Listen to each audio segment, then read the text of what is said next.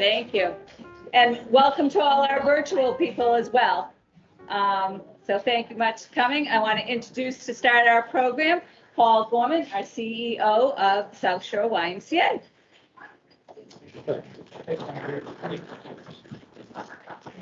Well, good afternoon, everyone. Thank you all for coming.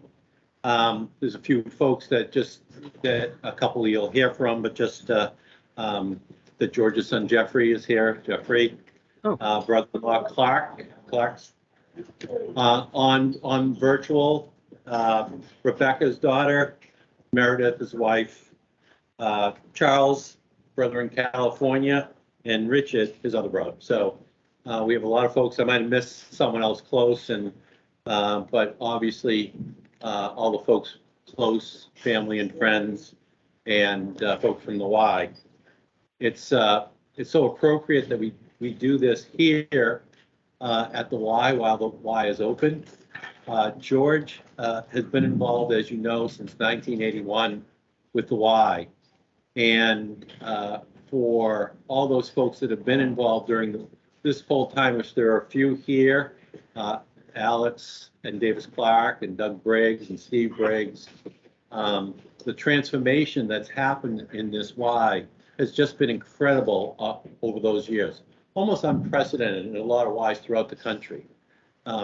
For our very relatively small service area down Route 3 of our Ys, which is about 15 miles north to south, we're one of the top 45 YMCA's in the country out of 800, and we're talking about we're bigger than the Dallas YMCA, Fort Worth YMCA, some other big city Ys. And what separates us is how deep we go into our communities. We have a broad base of programs in our membership, but we go deep. We know our communities really well. And that's certainly from the volunteers that have been here. I've been here, this is my 13th year, and to see the board members that have been here for all that time, including George, their deep connections to the community have helped support this Y and help it grow. I've known George actually before the YMCA, about 1994. I had a small not-for-profit, and at that time there was at Northeastern University, President Curry, who was my guidance counselor at Swampscott High School. I was looking for advice from him, and he pointed me right to George. And we hit it off right away. One, to help me in not-for-profit management, give me some insight around the YMCA's, which I knew a little bit about, but a long, now decade-long conversation around running. We talked about Northeastern had a long running history, his own running, both in Hingham and Springfield College, and his coaching. Up till, just a few years ago, we used to look at the times of some, not only local runners, but state runners, compare them to 20, 30, 40 years ago. I had a long running career through the 80s, so we certainly knew each other names before that. So it was a very comfortable relationship. And when I started here, and just my own experience with his knowledge of the YMCA, but also his gentle soul with great listening skills.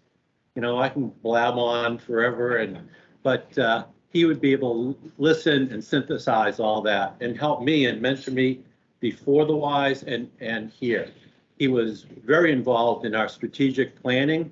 We had multiple strategic plans, probably 3 or 4 since I've been here, and he was involved in each and every one of those. He was also involved with YMCA's across the country, being a member of the Regional Membership Standards Committee.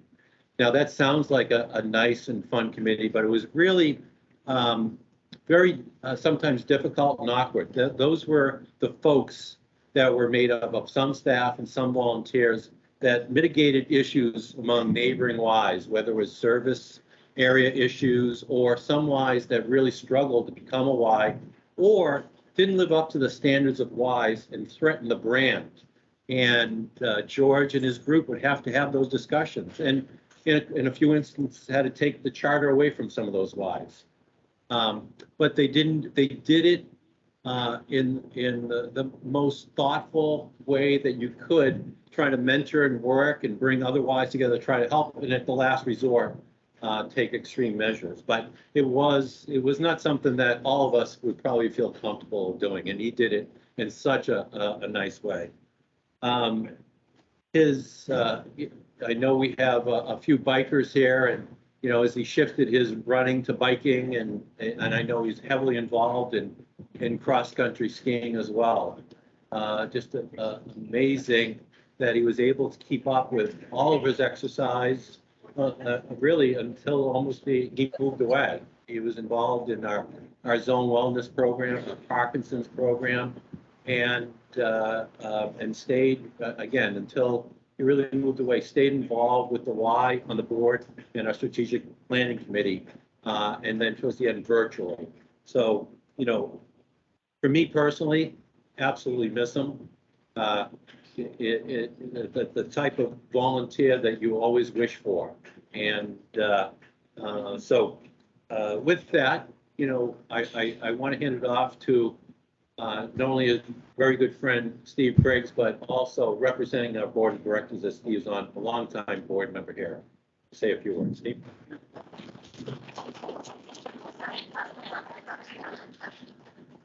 I guess it's almost evening, so good evening. I do bring greetings from Jim Dunphy, who's our chairman of the board, and all the other board members. A few of them are here tonight. Alex, I see up there. And Jim sends his greetings, but could not make it tonight. I'd also like to welcome on the Zoom Meredith and Rebecca Anderson, George and Meredith's daughter, and her family, and Geoffrey as well, and good old Clark over there. I kind of guessed when I first met George. I think it was mid to late 60s. I spent a lot of time downtown Hingham with Billy Shesky at his house on weekends, and George and Meredith would bomb in their little Jeep on Sunday nights for Sunday dinner quite often. George is about 9 years older than I am, so I didn't really know him then. But I was pretty accurate on this because I moved to Norwell in the early 80s, and Paul said that George's been on the board, I guess, since 81, you said, Paul? So that's about when I really got to know him, living in Norwell through the board connection, and also we loved to ride our bikes all over the South Shore with Mr. T there and Harold. And so we spent a lot of time together. We were both new board members back then. We were kind of the younger guys back then, I guess, how time changes. But we really liked to cycle around the streets of the South Shore and did that an awful lot. When George passed, I had some conversations with Paul about what to do to honor him. And he suggested the track, which I thought was the best idea of all. So when George was really a runner, like I said, I knew him at a distance. I would have never been able to keep up with him on any track.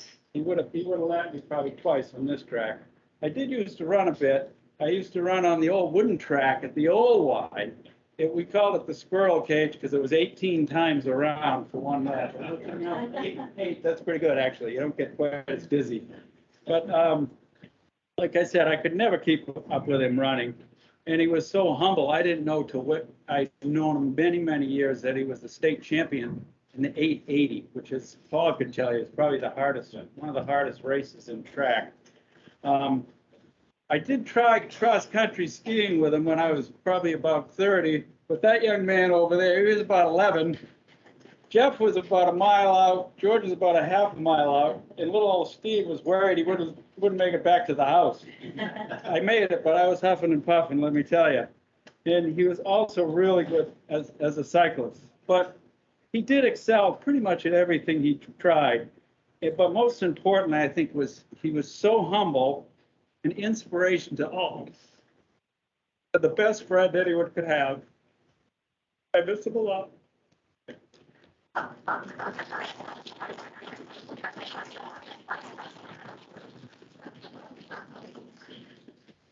But now is good friend Clark to say a few words. Oh, Geoffrey, I'm sorry, Geoffrey. Sorry.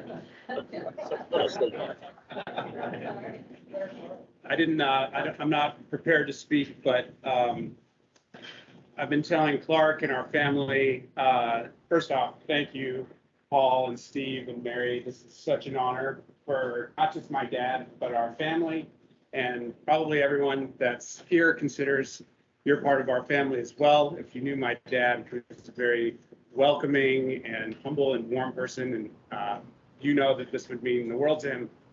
As I came in, a lot of people talked about going to his service at First Parish and how wonderful that was. And I've been joking with Clark that he would have liked this a lot better than that.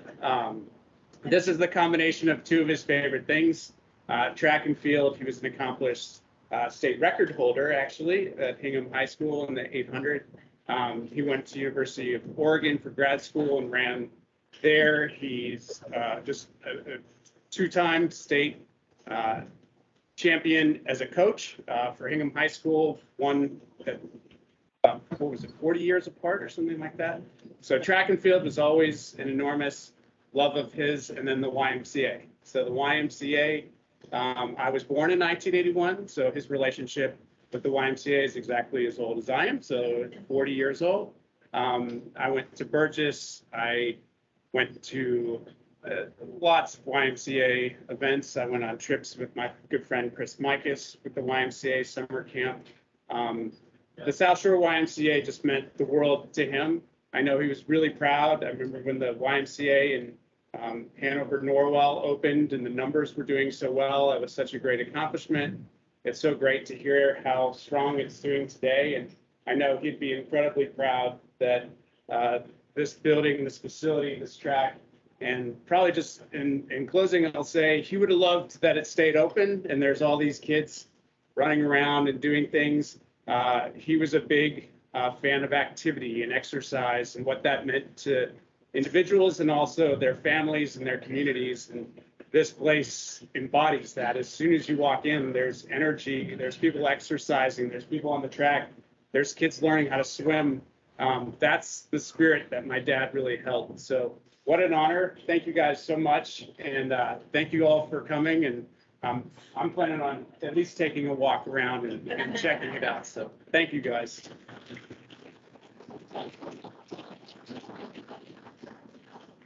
Well, thank you so much for coming. We really appreciate it.